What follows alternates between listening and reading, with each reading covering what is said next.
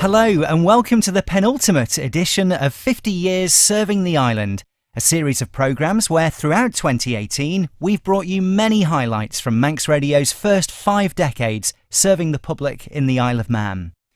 And this morning we go back to Christmas 2009 to bring you a programme hosted by one of our most popular presenters, the late Geraldine Jamieson. And in this festive programme, she was joined by 3 very special guests.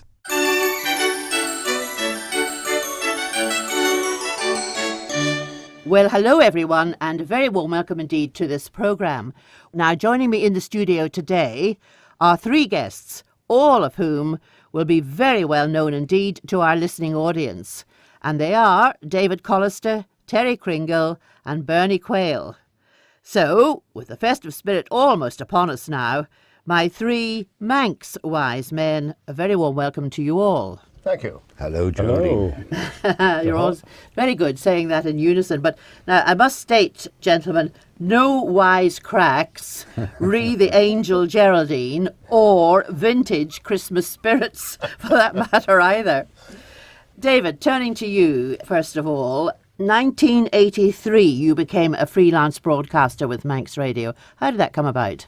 Well, I was a freelance broadcaster long before that, of course, but I don't want to start an argument with you, but 1983, yes, I started on mandate with Charles Gard at that time, at the back end of 1983, a very interesting period and I think a very fruitful period for the radio station with Charles and myself on that programme. Yeah. But you were doing programmes in the mid-60s. Indeed. The first programme I did at Manx Radio was back in, I think it was 1963, when I sang some songs to my guitar, which were broadcast on the breakfast show that was then Stuart Lord's show. There was quite a while after that before I came back in, and then I started doing folk music programmes. It wasn't say, give me the bus fare to Laxey by any chance? Indeed it was not, no. No, they were American type, Western type songs. You haven't got your guitar with you, have you? Not with me today. No, I'm looking for it, I don't see it now. That's a relief. It is a relief, yes, to all of us. I really want to establish, your connection really, how you started with Manx Radio. So would you say that it's been a fruitful situation for you, David? Well, it has. It's been a great privilege to broadcast on Manx Radio all these years. Certainly when John Grayson arrived with his caravan in Onken, I think on the second day he was there, I went to see him and said, I'd like a job as an announcer, please. And he said, well, yes. He sort of tested my voice and had a chat. He said, well, you sound all right. He said, I think we could give you a shot. He said, however, I can't tell you whether this job will last for 12 months, 1 month or a week. On that basis, with I think 2 children at the time, no, it wasn't a starter for me then. but yes, my interest goes back to that, and it goes back to my childhood days as well, where I grew up with my ear close to an old Echo radio when I was a youngster, and listened to radio programmes really all through my life as well. Now, turning to my next guest, Terry Cringle, nice to have you on the programme, Terry. You go back as far as when Manx Radio itself started, do you? In the days down on the caravan? Not quite. Not quite. 1969. On the Loch Promenade. So on the Loch Promenade with the studios next to the fish tanks. And 1969, I was working as a reporter on the Examiner. And the Examiner at the time was supplying Manx Radio with the news for the bulletins. Now, the newspaper wholly misunderstood the function of radio news. It would never give Manx Radio any news until the news had actually been in the newspaper. And of course, the proper way around is it's on the radio first, and then the newspaper gives you an amplified story. But they didn't understand that. They didn't want Manx Radio to have the news before the newspaper. And so I was approached furtively. I was headhunted in secret by one of the directors of the station, a man called Jim Nelson. And he asked me if I would go out to see him at his house out of St. John's, very grand house. He was quite a well-to-do man, very nice man. And he said, the directors are not satisfied with the news service they're getting from the Examiner. we would like you to come and start our own standalone news service at Manx Radio. Well, I gave this some thought, and I decided that, yes, I would like to do that. And I wasn't too happy at the Examiner anyway, largely because of the management, but I don't want to go into that. People who remember those days will remember the man in particular that I mean. And so I said, OK, I'll do it. So I handed in my notice at the Examiner, and there was a terrible furore there. They were very, very angry that I was leaving and that Manx Radio were sacking them. So when I'd served out my notice on the Friday, there was a sort of rather frosty farewell party. And then I was going to go down that Friday evening to the Manx Radio studios down on the promenade to do the new bulletin for the next morning. And so before I went, I had a good scout through all the news that the Examiner was going to print next week, took that away with me, and that was the basis of my bulletin for the first one. And it seemed to work, and that's what I did alone for a long, long time. And then it got to be a bit too much. So I was doing the job as a freelance journalist, and I thought, well, if I could get somebody else freelance working with me, we can provide a better news service. So Alan Bell, also working on the Examiner, he agreed to join me. So the pair of us ran the news service for many years, well, right into the 70s. And then we got a third journalist, and so there were three of us who got up to the 1980s. Manx Radio was always very short of money, and it was decided that because we had three journalists on senior pay rates, one would have to go. So I was chosen. Now, I say without any shame, I was really the best of the three of us, certainly as a broadcaster. I'd had more experience. But anyway, Stuart got me into the office and gave me the news. So I said, what everybody does, why me? And he said, well, the directors examined the skills of all of you, and it's thought, Terry, that you would be the one best to survive on your own. So that was the most backhanded compliment I've ever had. And then, of course, you went on to become a household name. But Bernie Quayle, last but not least, I may say, and you hadn't planned a career in radio, I believe. It happened quite by accident. I was always very, very interested in radio. My father had done some work for T.H. Kilburn, had built him a radio shack in Ballasalla, and as part payment had received from him a transceiver, a shortwave radio transmitter receiver. And I was fascinated. My dad used to sit up in the attic with his earphones on, listening and talking to people around the world. And the family was always glued to the radio from the early years after the war. I had taken an interest in making home movies, and I'd been working for the casino and did a trip on the HMS, or the Royal Mail ship, the Andes, all around Africa, came back with loads of film, and I wanted to add a soundtrack. So I was very friendly with Peter Neal, and I was going down to the station, this is 1966, and borrowing albums to make up my soundtrack. The manager then was Ray Joyce, and asked what I was doing, and told him. And I said, my only problem is that I'm trying to do a commentary, and I have to plug my microphone into the projector, and you get all the projector noise. So he offered me the use of the studio, and because we closed down then in 67 at 7 o'clock. And so thanks to Ray Joyce, I was able to record my commentary, viewing it from one studio through the glass. And when he saw it, he said, why didn't you apply for the job? What job? He said, we've been advertising for a presenter, or an announcer, he said then. And I suddenly was shunted into the shortlist, and I got the job. So it's happened by accident, and I was delighted. My first broadcast was July of 1967. My goodness, and you've never looked back. No, I haven't. No, indeed. Loved it all.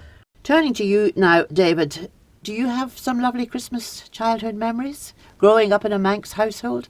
Well, I do have childhood memories. Whether they're lovely or not, I'm not so sure. The first 10 years of my life, I lived in a farm cottage. It was a 2 up, 2 down.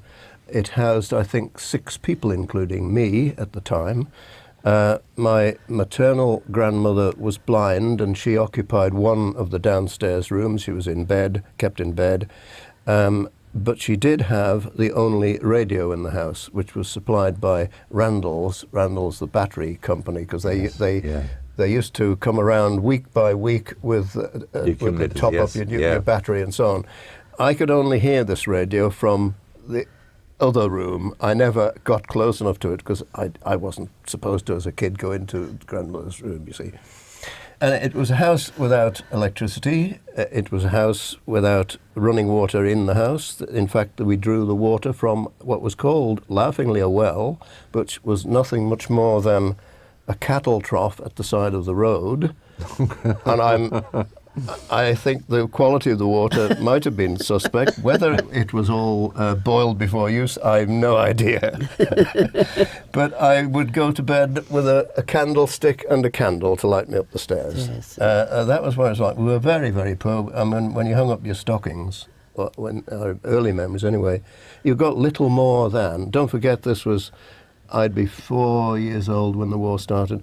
You'd get an apple, you'd get an orange, you might get a pair of socks. Some nuts. Some nuts would be very likely. Yeah. I don't remember that we ever had sweets and chocolates at that time.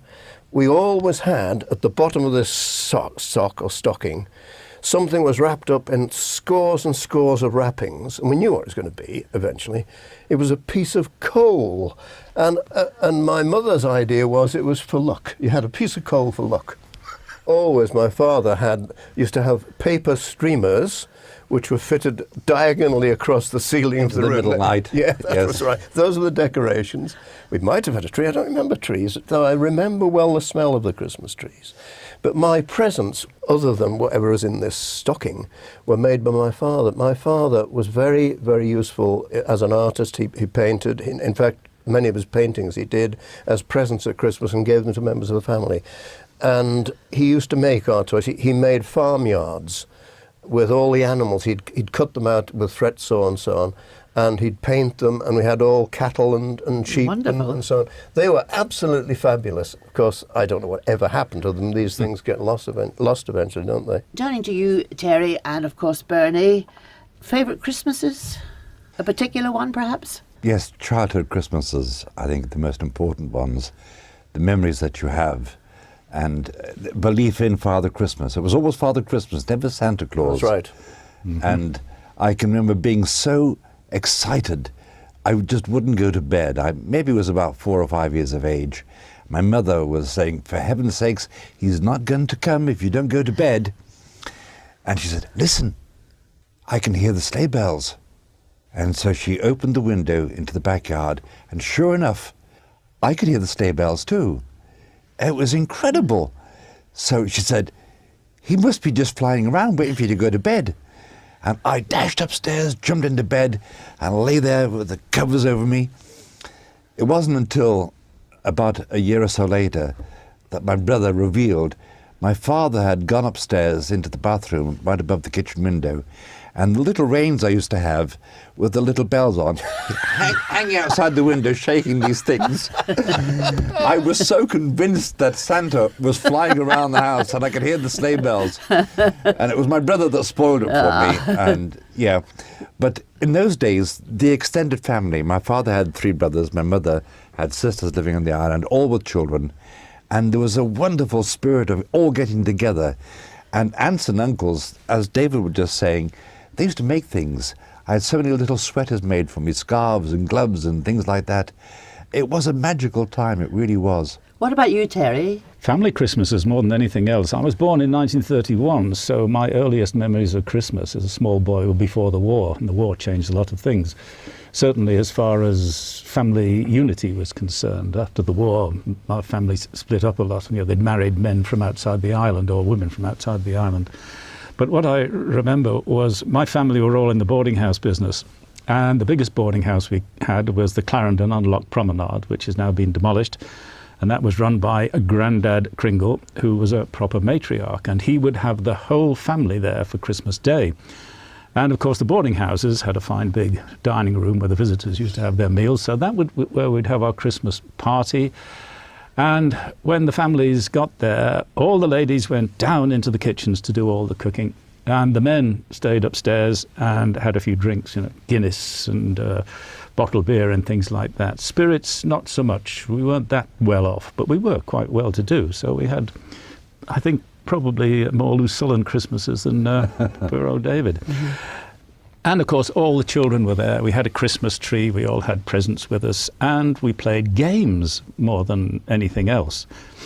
And that was Christmas Day. When you say games, what sort of games? Not the games that probably played today. Were they board games? Usually board games. It'd be Ludo or Snakes and Ladders, that kind of thing. And then Monopoly eventually. Yeah. Didn't you have hoopla with the jam jar rings over the hooks? Oh, we'd have, that's right, up on the wall, all that Yes. kind of thing. And of course, we had the Christmas pudding as well with the meal, and there would be threepenny bits in the Christmas puddings. And you had to eat your Christmas pudding very carefully because you could swallow one of those. Most unhygienic thing. And you'd have a terrible job retrieving it afterwards, wouldn't you? But anyway, so that was Christmas Day. And on Boxing Day, the same thing happened. But now we moved further down the boarding house and family line. So my father, who was the eldest son, Boxing Day's celebration was pretty similar, and that was held at our boarding house. And then on New Year's Day, we went to another boarding house run by an Auntie Lena up in Peel Road. And as I say, there was always plenty of facilities there and plenty of cooking and expert cooking. But the one thing I do remember more than anything else about Christmas is, in those days, children only got presents at Christmas and on their birthdays. There were no intermediary presents of any time. I'm not saying that's a good thing or a bad thing. That was the way it was. Just wondered what the best toys you ever had when you were small. Can you remember those? For me, it was a set of Roy Rogers guns with the holsters and everything. Right. That was the best one I ever had. For me, it was toy soldiers. I always liked toy soldiers. The old Still lead is. soldiers. Well, I think and it still is, yes. Yeah, I think I collect them. As we probably got a bit, my father probably earned a bit more, I suspect. I did eventually get a tricycle. I remember having a tricycle. I had one of the little pedal cars. That would be very expensive. I don't know. It might have been second hand, of course. And I had a rocking horse at some time as well. They're valuable now, aren't they? I guess they are, yes. It's probably under the ground somewhere. You're listening to 50 Years Serving the Island, a series of programmes featuring highlights from Manx Radio's archives during the station's first 5 decades serving the public in the Isle of Man. Today we bring you a special Christmas programme from 2009, hosted by the late Geraldine Jamieson, where she was joined by David Callister, Bernie Quayle and Terry Cringle.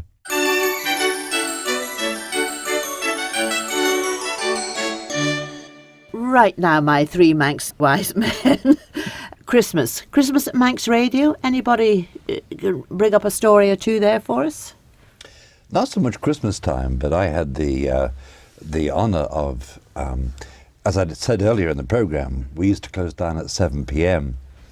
In 1967, somehow Radio Voice had got permission for us to reopen at 11 and go through to 1 o'clock on the first New Year's Eve broadcast. And I drew the short straw. So just do a music programme and wish everybody Happy New Year. As you know, the studios were on the promenade, and the front door I had neglected to lock. I was there on my own, and people started wandering in, having been to the pub and going on from there. And they were just walking straight into the studio. And bless her heart, my mum came in. It was then just past midnight, and people were bringing drinks in as well. And I was steadily getting a little bit tipsy. And I hadn't realized just how tipsy I was getting, with all these people wandering in and out, taking over the radio station. I did get a call from Ray Joyce to say, "You're sounding a little drunk, Mr. Quayle." But we made it through, and it was just so loose and so relaxed. But it was just an incredible experience, the very first New Year's Eve broadcast from Manx Radio. I can go along with that as well, because this is not so much Christmas, it's New Year. Usually in the 1980s, when they had their sort of New Year's Eve programme, there were a lot of people having a lot of fun there. Yes. But somebody had to be there on New Year's Day to start the broadcasting. And it was Joe Soap who got in for that almost every year for about 10, 12 years, I think. Well, I go back to the time when the Christmas party, the staff Christmas party, was staff only, and it was held in the studio. We had drinks and music and I remember that indeed. all the yes. rest of it. And we had our own sort of entertainment created by Charlie Webster, who was program producer and engineer. And Charlie used to spend all year listening for bloopers and outtakes and mistakes.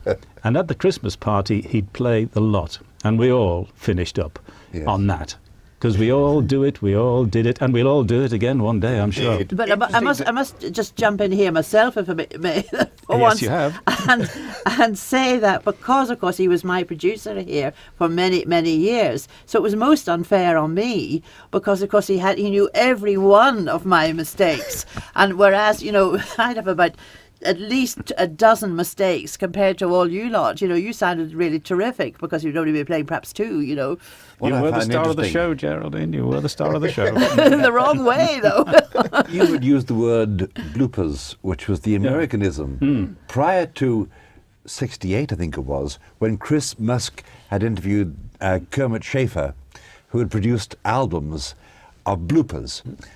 Chris did the interview, and months later, he got a copy of the new Kermit Schaefer book saying that we had this chap back in Britain who didn't know the word and had referred to them as bloomers because they were always antis bloomers, as the BBC would broadcast them. Yes, anti-bloomers. But now everyone calls them bloopers. Yeah. It's Americanization. It's taking over everywhere, isn't it? It's affecting our language Yes, dramatically. it is. It is. But I'm sure changes in attitudes to Christmas over the years, it's inevitable.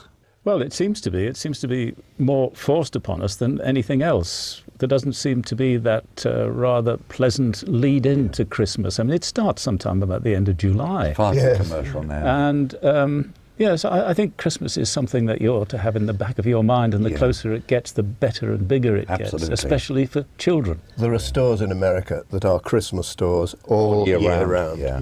It's quite amazing, really. And, like- and it has crept in the UK and here as well. That's the way hasn't it? they foisted Halloween on us as well. Well, Tom Lehrer had it in the song, of course. That's what it's all Yeah. about, isn't it? Sell, sell, sell. I think we should invade and bring them to heel. Yeah. Have we lost the excitement? I lost something at Christmas about 1946 or 1947. By then, I was a radio fanatic. I used to listen to practically everything that was on the BBC. On this particular Christmas, there was one of my favourite programmes was Itmar, Tommy Hanley and his Mrs. Mop and that Colonel man Jim again. Strap and all that, yeah. And in this particular Radio Times this Christmas, there was a full page or a couple of pages, I think, about Itmar and a whole lot of photographs in it. And I must have this. I've got to put it in my collection. When I went to look for that Radio Times, it was nowhere in the house.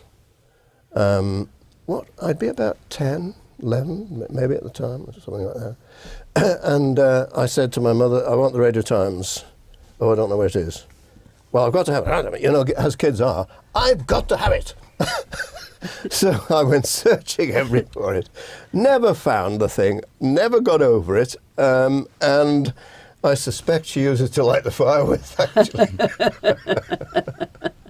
I didn't lose the excitement when we had our own children, of course, as time went by. It became an exciting time again for fathers, you see. And I'm sure that's probably true of most fathers. Absolutely, yeah. Certainly for mothers who had to do all the work. Well, you've got grandchildren. I mean, Terry, do you see a big difference? I mean, or do they just take it for granted? Well, as a matter of fact, I give my grandchildren cheques for Christmas because they're both teenagers, they're both going to be university students. I think they need a little money these days. And also, it allows them to buy what they want. I was never good at picking presents. I am very good at paying for them, though. Yes, I can go along with that. I think what happens at a certain age, as they get up to a certain age, they'd rather have money than presents. Yeah.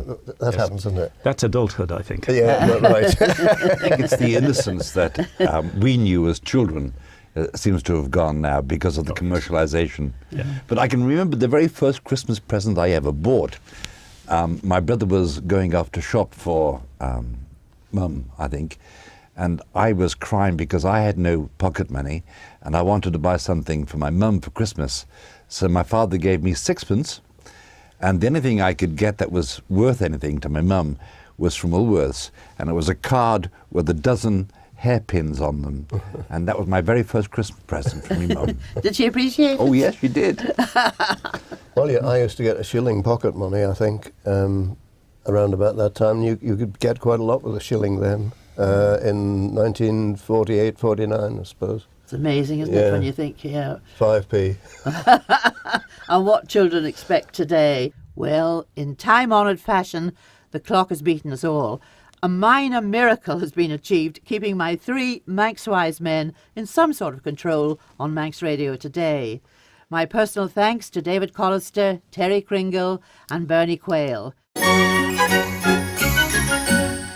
You've been listening to this week's edition of 50 Years Serving the Island, where we featured a festive special from 2009, presented by the late Geraldine Jamieson.